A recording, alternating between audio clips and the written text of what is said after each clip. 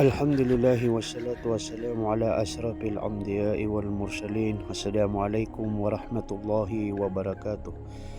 Mga kapatid sa pananampalatayang Islam, ito po yung pagbisita nila Haji Naim Amer Sabat Pres Sharif ng ating masjid dito sa Sugod. Ang masjid na ito ay nakikita nyo naman napakarumi dahil matagal na po ito na standby. Nakatiwangwang po ito ng mahigit 7 taon na po siya naka-standby. Pinagmumugaran kung ano-ano dahil wala po siyang compound, walang bintana, walang pintuan. Dahil hindi po natapos ang project na ito gawa nung ang sponsor nito bumili ng lupa, nagbahay, nagpatayo ng ating masjid, ay namatay na po, pumanaw na po siya. Naway papasukin siya ng Allah subhanahu wa ta'ala ng pinakamataas na antas ng paraiso dahil sa marami siya pong tinayo dito na masjid, hindi lang dito sa probinsya ng Southern Leyte, kundi mayroon din sa Leyte at Biliran na province, pati na rin sa Samar.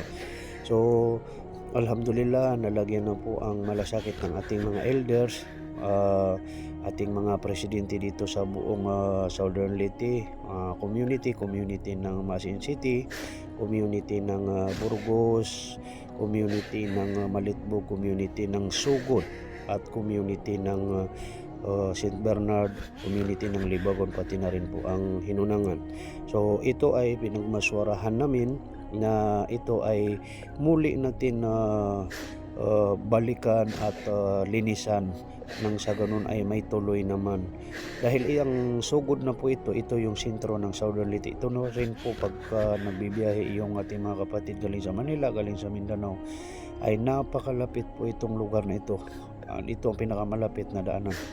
Kaya ang laki po ng lupa na ito ay 550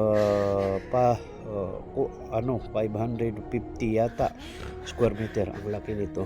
So napakaluag po ang na yan. Nakita niyo na kung gaano karumi. Alhamdulillah, ito na yung resulta ng aming paglilinis.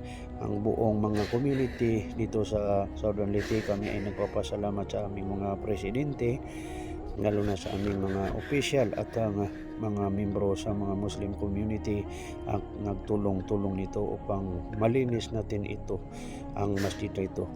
Ito nga palang ating masjid ay balak namin gawin na Da'wa Islamic Center dito sa Southern Leyte, dito sa Eastern Visayas, at Turil Madrasa. Inshallah, ipagduan niyo na lang po kami na makuha namin ang aming harin sa gusto ng ating mga elders dito. Yang sa ganun ay magkaroon tayo ng magandang opisina ng Islamic Da'wa Center dito sa Southern Leyte. Nandiyan na rin po yung aming pinagmamaswarahan. Yung agenda kasi mayroon na po kaming collect money sa aming galing sa aming mga communities na kung ano ang dapat namin unahin sa aming gagawin na aming mga agenda.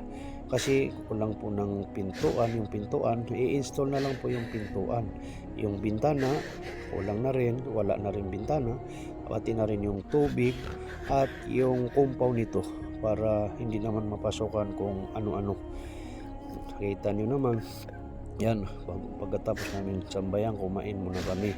Pagkatapos ay babalik kami doon kung ano ang hindi namin natapos. Nakabili ka rin namin ng yung mga ilalagay na window sapagkat sinukat namin at mga ilang araw ay ilalagay na po. So kami nagpapasalamat sa Muslim community dito sa Southern Leyte. Assalamualaikum warahmatullahi wabarakatuh. الله الكافي ربنا الكافي قصدنا الكافي وجدنا الكافي لكل كافي كافنا الكافي ونعم الكافي الحمد لله. اللهم ربنا آتنا في الدنيا حسنة وفي الآخرة حسنة وقنا